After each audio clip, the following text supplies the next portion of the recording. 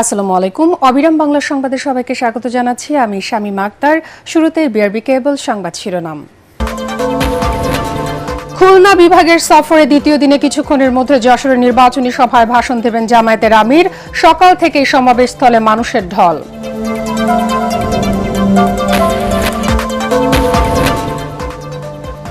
বাইশ বছর পর ময়মনসিংহ যাচ্ছেন বিএনপি চেয়ারম্যান তারেক রহমান। দুপুরে যোগ দেবেন সার্কিট হাউস ময়দানের সমাবেশে। কর্মী সমর্থকদের মাঝে ব্যাপক উৎসাহ।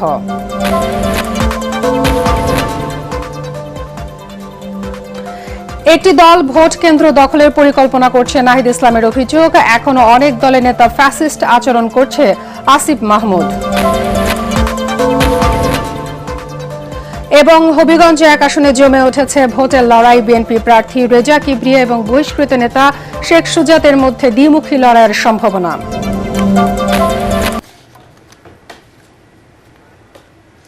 শুনছিলেন বিআরবি কেবল সংবাদ শিরোনাম, এবার বিস্তারিত। এবারে নির্বাচনে দুর্নীতির বিরুদ্ধে দেশের জনগণ লাল কার্ড দেখাবে বলে মন্তব্য করেছেন জামায়াতে ইসলামীর আমির ডাক্তার শফিকুর রহমান। নির্বাচনী প্রচারণার অংশ হিসেবে যশোরের জনসভায় তিনি কথা বলেন। সোমবার থেকে শুরু হওয়া এই সফরের অংশ হিসেবে আজ সাতক্ষীরা সহ বিভিন্ন জেলা সফর করবেন তারা। খুলনা বিভাগ সফর করছেন জামায়াতের আমির সহ 11 দলীয় ঐক্যের শীর্ষ নেতারা।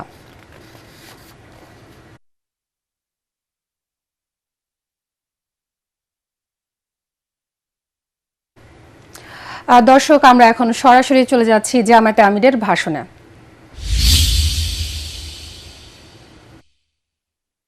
ভাষা আমরা পাই না। আমরা আপনাদেরকে কথা দিচ্ছি, বাংলাদেশকে কেউ যদি সেদিকে নিতে চায়, সকল শক্তি দিয়ে আল্লাহর পর ভরসা করে আমরা রুখে দেব। ওই কালো দয়ার বাংলাদেশে ফিরে আসতে দেওয়া হবে না। আমাদের যুবকরা জেগে উঠেছে, তারা ইতিমধ্যে তাদের বার্তা জাতিকে দিয়ে দিয়েছে। যুবকরা স্পষ্ট বলেছে, আমরা সত্যের পক্ষে, ন্যায়ের পক্ষে, আমরা নতুন বাংলাদেশের পক্ষে, আমরা বিভক্তি নয় ঐক্যের পক্ষে। এটা 5টা বিশ্ববিদ্যালয়ের সচেতন ছাত্রছাত্রীরা জাতিকে জানিয়ে দিয়েছে। আর যত বিশ্ববিদ্যালয়ে নির্বাচন হতো ঠেকে দেওয়া হয়েছে। কেউ কেউ গণতন্ত্রের নাকি উদ্ধার দেন, কিন্তু তারাই আবার কোন জায়গায় গণতান্ত্রিক চর্চা হতে দেন না। কি আশ্চর্য ব্যাপার! এক অঙ্গে কত রূপ! ওরে বাবা, একটা উদ্ধারণ করে তাহলে মানুষ আস্থা রাখতে পারে। এটাই তো সরল। আমরা চাই আমরা যা বলবো সেটা যেন আমরা করতে পারি। সম্মানিত ভাইয়েরা, আজকে মাদেরকে জিজ্ঞেস করা হয় যে আপনারা কারে ভোট দিবেন। তারা একদম স্বতঃস্ফূর্ত ভাবে বলে আমরা দাঁড়িপাল্লায় ভোট দিব, বা আমাদের যে আরো সঙ্গী 10 দল আছে তাদের মাঝে। কেন দিবেন? ওনারা আসলে তো আপনাদেরকে ঘরে বন্দি করে রাখবো, এটা আপনাদের কথা, আমরা এটা বিশ্বাস করি। তাইলে দিবেন কেন? যে দিব এই কারণে আমরা বিশ্বাস করি তাদের হাতেই বাংলাদেশ নিরাপদ থাকবে, আমিও নিরাপদ। আপনারা একজন বোনের অভিব্যক্তি দেখেছেন, কেউ তাকে মডেল বলছেন, ওটা বলছেন, সেটা বলছেন। আমরা প্রত্যেকটি মাকে মা হিসাবেই দেখি। তাকে জিজ্ঞেস করেছেন সাংবাদিক বন্ধু, আপনি কাকে চান? তিনি বলছেন আমি জামাতকে চাই। ওই জামাত আসলে তো আপনি ড্রেস করতে পারবেন না। বলে যে পরবো না। বলে তখন তো অন্য ড্রেস করা লাগবে, পরবো। এরপরে জিজ্ঞেস করছে যে জামাতকে কেন চান? বলে আমি চাই জামাত আসলে দেশটা ঠিক হবে, এই জন্য জামাতকে চাই। এরপরে বলতেছে জামাতের কোন দিকটা ভালো লাগে? সারা জামাতকেই ভালো লাগে। This is reality. জামাত এই জায়গায় আপনাদের ভালোবাসায়, দোয়ায়, সমর্থনে, আল্লাহ তাআলার মেহেরবানিতে এই জায়গায় এসেছে দীর্ঘ পরীক্ষা দিয়ে। প্রিয় দেশবাসী, আমরা একা দেশ চালাবো এটা আমরা চিন্তা করি না, আমরা জাতিকে ঐক্যবদ্ধ করে চলতে চাই। এই জন্য আমরা দেখেছেন যে 11টি দল আমরা হাতে হাত মিলিয়েছি। আমরা এই জাতিকে নিয়ে সামনের দিকে এগিয়ে যেতে চাই ইনশাআল্লাহ। যুবক যুবতী ভাই বোনেরা, আমরা আল্লাহর মেহেরবানিতে তোমাদের হাতে বেকার ভাতা তুলে দেব না। দর্শক, এতক্ষণ দেখছিলেন জামায়াতে আমিরের ভাষণ। দীর্ঘ 21 বছর পর নির্বাচনী প্রচারণায় আজ ময়মনসিংহ সফরে যাচ্ছেন বিএনপির চেয়ারম্যান তারেক রহমান। দুপুরে সার্কিট হাউস মাঠে নির্বাচনী জনসভায় ভাষণ দেবেন তিনি। এই উপলক্ষে ময়মনসিংহ নগরী এবং আশেপাশের এলাকায় দলীয় নেতাকর্মীদের মধ্যে দেখা গেছে ব্যাপক উৎসাহ উদ্দীপনা। দুপুর 2টায় শুরু হওয়ার কথা থাকলেও এরই মধ্যে সমাবেশ স্থল সার্কিট হাউস ময়দানে জড়ো হতে শুরু করেছেন বিএনপির নেতাকর্মী এবং সমর্থকরা। মহানগরের পাশাপাশি আশেপাশের জেলাগুলো থেকে মিছিল নিয়ে আসছেন হাজার হাজার নেতাকর্মী। স্লোগানে স্লোগানে মুখর হয়ে উঠেছে ময়মনসিংহ। জনসভায় ময়মনসিংহ বিভাগের 24টি সংসদীয় আসনে ধানের শীষের প্রার্থীদের এক মঞ্চে পরিচয় করিয়ে দেবেন এবং তাদের পক্ষে ভোট চাইবেন বিএনপি চেয়ারম্যান। এই সফরে তিনি ময়মনসিংহ, গাজীপুর এবং রাজধানীর উত্তরায় 3টি পৃথক জনসভায় ভাষণ দেবেন।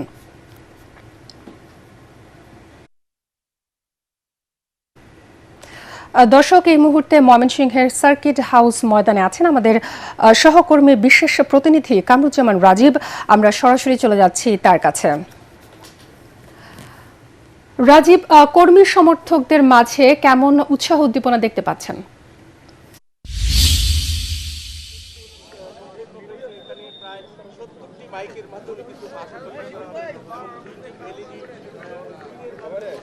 হ্যাঁ শামিমা, এই মুহূর্তে কিন্তু সার্কিট হাউস ময়দানে সাজ রব। সেখানে কিন্তু যেই মঞ্চে সমাবেশটি অনুষ্ঠিত হবে তার ঠিক সামনেই আমরা দাঁড়িয়ে আছি। আমরা মঞ্চটি দেখাতে চাই। মঞ্চ পুরোপুরি প্রস্তুত, মঞ্চ প্রস্তুত, শেষ মুহূর্তের পরিপাটির কাজ চলছে। এছাড়া নিরাপত্তার যেই বেষ্টনী আমরা যদি একটু দেখাতে চাই, পুলিশ, আনসার সহ আইন শৃঙ্খলা বাহিনীর সদস্যরা কিন্তু কয়েক স্তরের নিরাপত্তা বেষ্টনী ইতিমধ্যে তৈরি করেছেন যাতে কোনো ধরনের অনাকাঙ্ক্ষিত পরিস্থিতি তৈরি না হতে পারে। এছাড়া মঞ্চের পাশে কিন্তু বাঁশ দিয়ে একটি বেষ্টনী তৈরি করা হয়েছে, শক্ত বেষ্টনী তৈরি করা হয়েছে যাতে কোনো ধরনের অনাকাঙ্ক্ষিত পরিস্থিতি তৈরি না হয়। সকাল 11টায় কিন্তু ঢাকা থেকে রওনা হওয়ার কথা বিএনপির চেয়ারম্যান তারেক রহমানের। দুপুর 2টায় আনুষ্ঠানিকভাবে শুরু হবে এই ঐতিহাসিক সার্কিট হাউস ময়দানে ময়মনসিংহের এই নির্বাচনী সমাবেশ। এরই মধ্যে কিন্তু নেতাকর্মীরা আসতে শুরু করেছেন, নেতাকর্মীরা জড়ো হচ্ছেন এবং মিছিল নিয়ে নেতাকর্মীরা আসছেন। বিচ্ছিন্নভাবে তারা অবস্থান করছেন। বিশাল এই সার্কিট হাউস ময়দান সমাবেশ শুরুর আগেই কানায় কানায় ভরে যাবে বলে আশা প্রকাশ করেছেন স্থানীয় নেতারা। আমরা সাধারণ মানুষের সাথেও কথা বলেছি, তারা কিন্তু বলেছেন যে নানা নাগরিক সমস্যায় জর্জরিত এই ময়মনসিংহ জনপদ। তারেক রহমান আসবেন, এসব নাগরিক সমস্যার বিষয়ে তিনি প্রতিশ্রুতি দেবেন। এছাড়া তারেক রহমানের আগমনে যে উচ্ছ্বাস উদ্দীপনা বিরাজ করছে এই পুরো ময়মনসিংহ জুড়ে, সেই উৎসাহ উদ্দীপনা কিন্তু গণজোয়ারে পরিণত হবে বলে আশা করছেন নেতাকর্মীরা। এবং নির্বাচনে ধানের শীষের যে বিজয় রচিত হবে এমনটাই আশা করছেন এই এলাকার বিএনপির নেতাকর্মীরা। এই ছিল এই ময়মনসিংহের সার্কিট হাউস ময়দান থেকে বিএনপির নির্বাচনী সমাবেশের সবশেষ খবর। রাজীব, ধন্যবাদ আপনাকে। একটি দল তাহাজ্জুদ নামাজের পর ভোট কেন্দ্র দখল করে ব্যালটে সিল মারার পরিকল্পনা করছে বলে অভিযোগ করেছেন জাতীয় নাগরিক পার্টি এনসিপির আহ্বায়ক এবং ঢাকা 11 আসনের প্রার্থী নাহিদ ইসলাম। তিনি বলেন, ঐক্যবদ্ধ হয়ে দলের নেতাকর্মীরা এসব ষড়যন্ত্র রুখে দেবে। লক্ষ্মীপুরের রামগঞ্জ পাইলট বালিকা উচ্চ বিদ্যালয় মাঠে আয়োজিত 11 দলীয় জোটের পদযাত্রা কর্মসূচিতে তিনি এসব কথা বলেন। এ সময় এনসিপির মুখপাত্র আসিফ মাহমুদ সজীব ভুইয়া বলেন, অনেক দলেরই এখনো ফ্যাসিস্ট আচরণ বদলায়নি।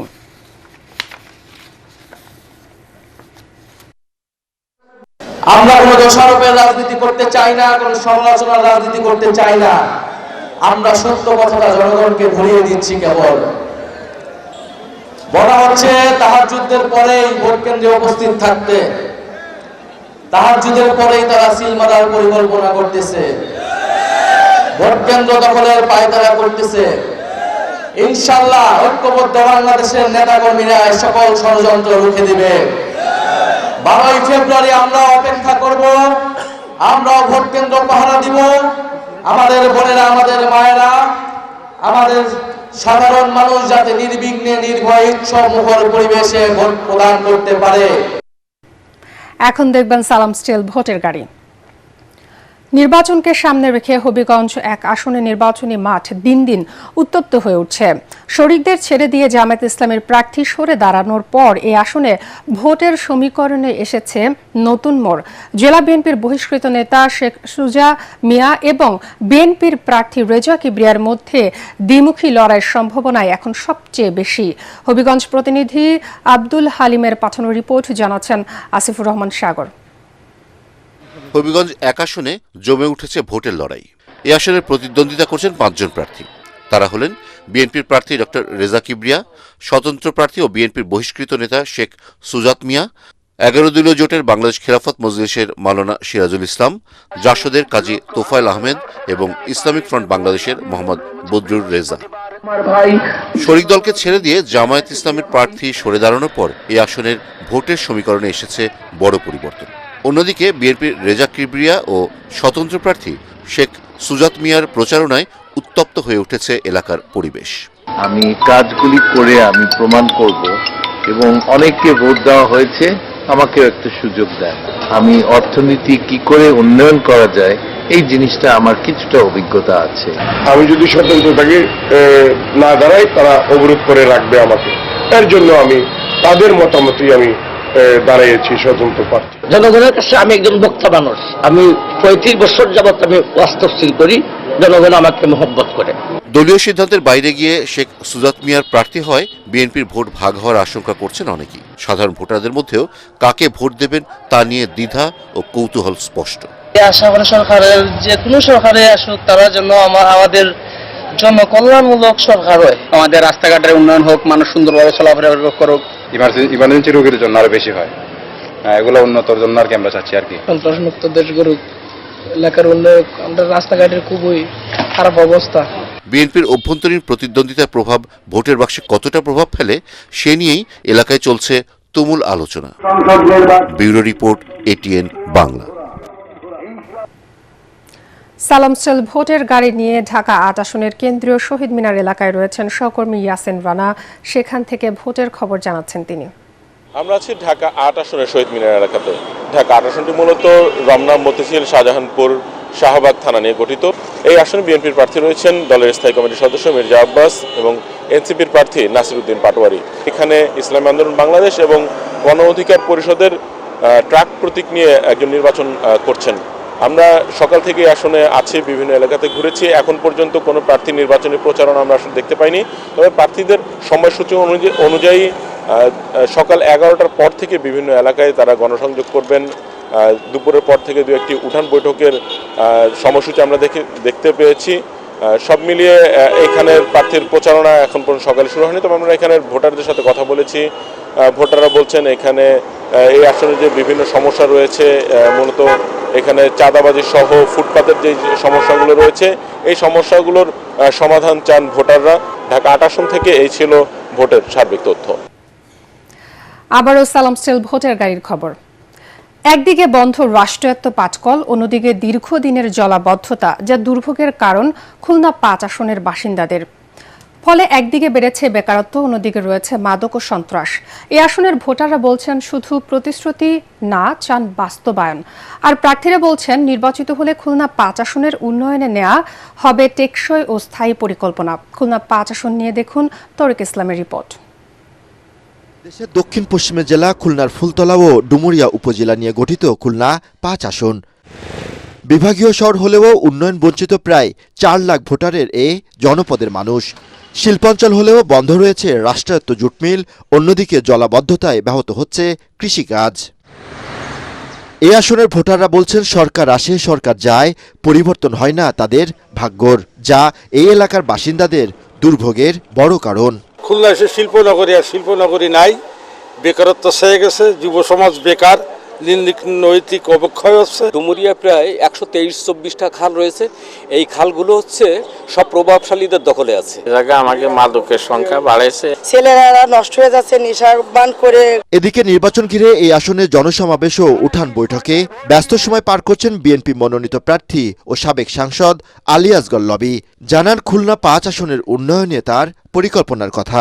আমরা যদি আসতে পারি তাহলে আমরা 100% আমরা চেষ্টা করব। প্রথম কাজ হবে আমাদের এই বিল ডাকাতিয়ার পানি নিষ্কাশনের ব্যাপার আর জলবদ্ধতা বন্ধ করার। এটা তো 3টে জুট মিল যদি শুরু করা যায় তাতে বেসিক্যালি একেবারে কম করে হলেও ধরেন 15 থেকে 20,000 লোক আমরা চাকরি দিতে পারবো।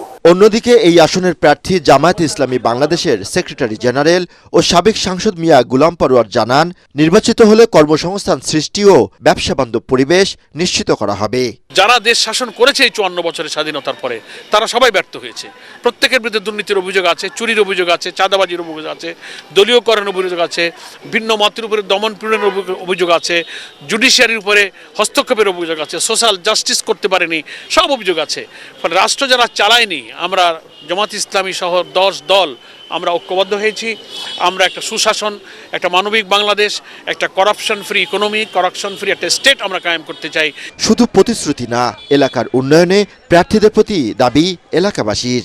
শিল্পাঞ্চল খুলনা, আগে যেখানে জুট মিলের খটখট শব্দ আর শ্রমিকের পদচারণায় মুখরিত থাকতো এই নগরী, এখন তা অনেকটা মৃতপ্রায়। আমি এখন রয়েছে খুলনা 5 আসনে, যেখানে আগামী জাতীয় সংসদ নির্বাচনে প্রতিদ্বন্দ্বিতা করছেন 2 জন হেভিওয়েট প্রার্থী, যার একদিকে রয়েছে বিএনপির সাবেক সংসদ সদস্য আলী আসগর লবি, অন্যদিকে রয়েছে জামায়াতের সেক্রেটারি জেনারেল মিয়া গোলাম পরোয়ার। এই এলাকার ভোটার ও বাসিন্দারা বলছেন এই এলাকার বন্ধ হয়ে যাওয়া জুট মিলগুলো পুনরায় চালু করা ও স্থায়ী জলাবদ্ধতা নিরসনে যোগ্য প্রার্থীকেই বেছে নেবেন তারা, যা আগামী নির্বাচনে ভোটের বড় সমীকরণ হিসেবে কাজ করবে।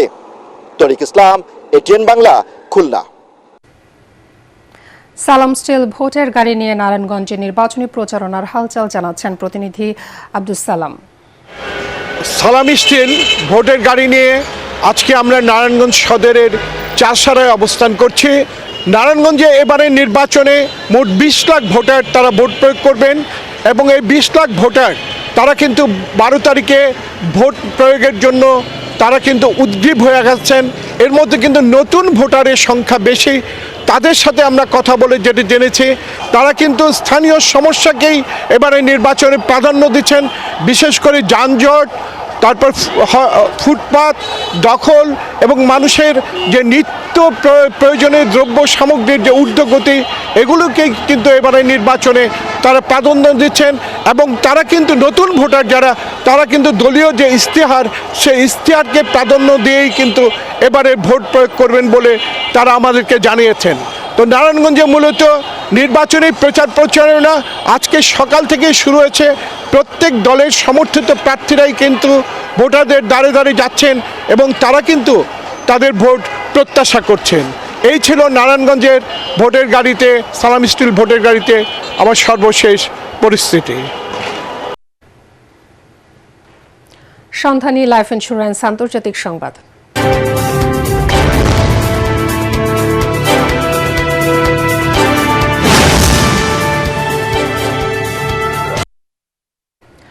দক্ষিণ কোরিয়া থেকে আমদানি পণ্যের উপর শুল্ক বাড়িয়ে 15 থেকে 25% করার ঘোষণা দিয়েছেন যুক্তরাষ্ট্রের প্রেসিডেন্ট ডোনাল্ড ট্রাম্প।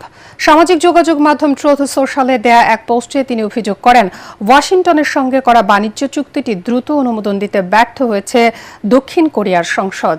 আল জাজিরার প্রতিবেদনে বলা হয়, এই বাড়তি শুল্ক দক্ষিণ কোরিয়া থেকে আমদানি করা গাড়ি, কাঠজাত পণ্য এবং ওষুধ সহ তার ঘোষিত পারস্পরিক শুল্ক কাঠামোর আওতাভুক্ত সব পণ্যের উপর প্রযোজ্য হবে। গত জুলাই মাসে যুক্তরাষ্ট্র এবং দক্ষিণ কোরিয়া একটি কাঠামোগত বাণিজ্য চুক্তি ঘোষণা করে, যার আওতায় ট্রাম্প দক্ষিণ কোরিয়ার পণ্যের উপর আরোপিত পারস্পরিক শুল্ক 25% থেকে কমিয়ে 15% নামাতে সম্মত হন। তীব্র শীত ও তুষারঝড়ে বিপর্যস্ত হয়ে পড়েছে যুক্তরাষ্ট্র। রেকর্ড পরিমাণ তুষারপাতে চাপা পড়েছে রাস্তাঘাট ও ঘরবাড়ি। বিদ্যুৎ বিচ্ছিন্ন হয়ে পড়েছেন লাখ লাখ মানুষ। বিভিন্ন অঙ্গরাজ্যে কমপক্ষে 18 জনের মৃত্যুর খবর পাওয়া গেছে। বিবিসির প্রতিবেদনে বলা হয়, এমন পরিস্থিতিতে দেশটির অন্তত 25টি অঙ্গরাজ্যে জরুরি অবস্থা জারি করা হয়েছে। দুর্যোগে সবচেয়ে বেশি মৃত্যু হয়েছে নিউ ইয়র্ক অঙ্গরাজ্যের, আর সেখানে সর্বোচ্চ ৮ জন মারা গেছেন। পরিস্থিতি সামাল দিতে অঙ্গরাজ্যের গভর্নর ক্যাথি হুকুল নিউ ইয়র্ক শহরে ন্যাশনাল গার্ড মোতায়েন করা হয়েছে। বাতিল হয়েছে 10,000-এর বেশি ফ্লাইট। দুর্যোগ কবলিত রাজ্যগুলোর বাসিন্দাদের অতি প্রয়োজন ছাড়া ঘরে থাকার পরামর্শ দেওয়া হয়েছে। বন্ধ হয়ে আছে সব শিক্ষা প্রতিষ্ঠান। আগামী সপ্তাহের প্রথম দিকে ভয়াবহ তুষারঝড় আঘাত আনতে পারে বলে পূর্বাভাস দিয়েছে মার্কিন আবহাওয়া বিভাগ। এবার খেলার খবর।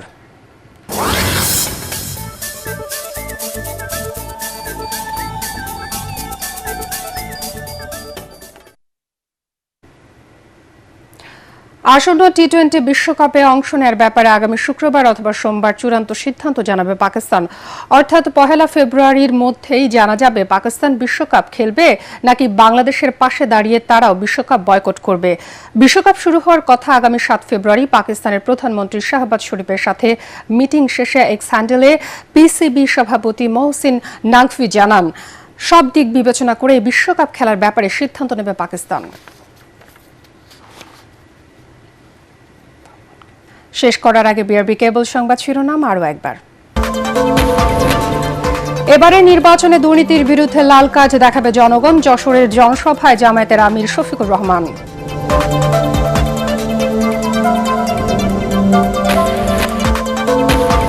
22 বছর পর ময়মনসিংহ যাচ্ছেন বিএনপি চেয়ারম্যান তারেক রহমান। দুপুরে যোগ দেবেন সার্কিট হাউস ময়দানের সমাবেশে। কর্মী সমর্থকদের মাঝে ব্যাপক উৎসাহ।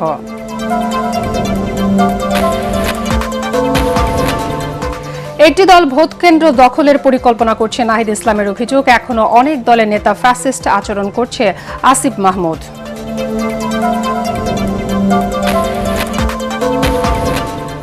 এবং হবিগঞ্জে 1 আসনে জমে উঠেছে ভোটের লড়াই। বিএনপি প্রার্থী রেজা কিবরিয়া এবং বহিষ্কৃত নেতা শেখ সুজাতের মধ্যে দ্বিমুখী লড়াইয়ের সম্ভাবনা। পরবর্তী সংবাদ দেখার আমন্ত্রণ জানিয়ে এখনকার মতো শেষ করছি। এটেন বাংলার সংবাদ ইউটিউবে দেখতে ব্রাউজ করুন youtube/ATN বাংলা নিউজ। সাথে থাকার জন্য ধন্যবাদ সবাইকে।